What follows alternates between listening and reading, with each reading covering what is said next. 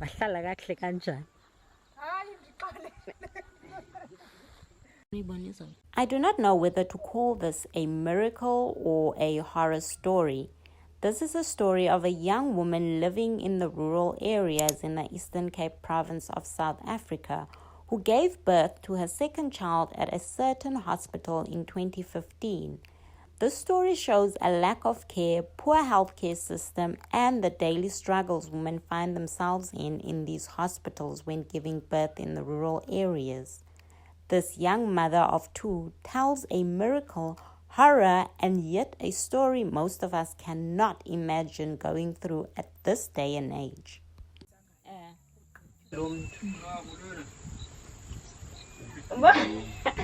So we're going to talk about that story that you told in the taxi. Do you remember about the hospital? So you had contractions, and then what happened? I got there around 2:05 in the evening. And so I waited. We were waiting in an area for women who had contractions. And so we waited, and in my thinking, while we were walking up and down the hospital corridors during my contractions, they told some of us that we were going to be operated, and they wrote on our cards. They wrote that us who were experiencing more pain were going to be operated by a doctor, and that was actually not a problem. Around 12 to 1 in my thinking, because when you have contractions, you actually don't care about time. There were four of us in 2015. The late night shift nurses came in and they went to the labor ward where they normally sit and sleep. One nurse came in. We thought it was a person who was alive. She took us to the theater. And when we got there, she took one person at a time and she told the rest that she was going to come collect them.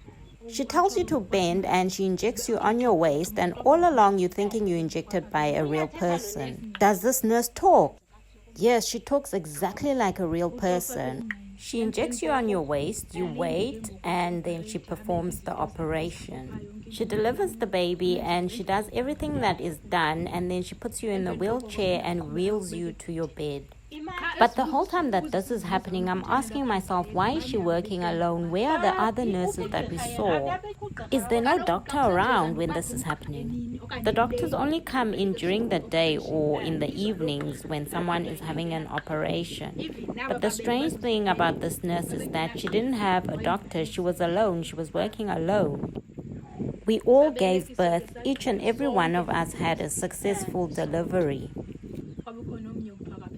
In the morning, when the nurses eventually woke up, they went to go check up on us, and when they got there, they saw that someone had signed. The nurses then asked us who helped us deliver these babies. We described the nurse on how she looked, and the nurses told us that that person passed away and that that person had been buried long time ago, and we didn't know.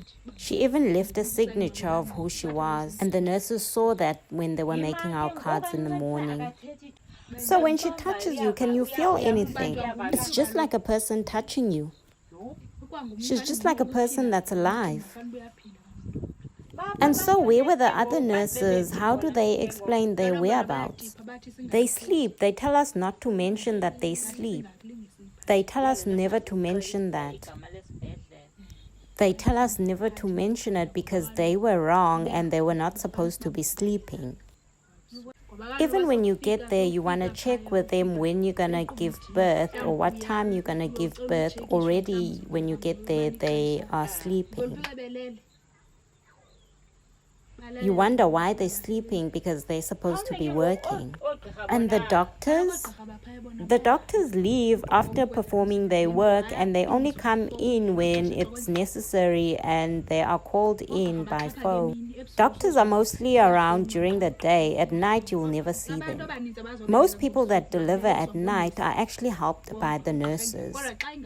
But when the situation is out of the nurses' hands, then they call in the doctor. And so you gave birth to a healthy baby. Yes, here she is with her sister.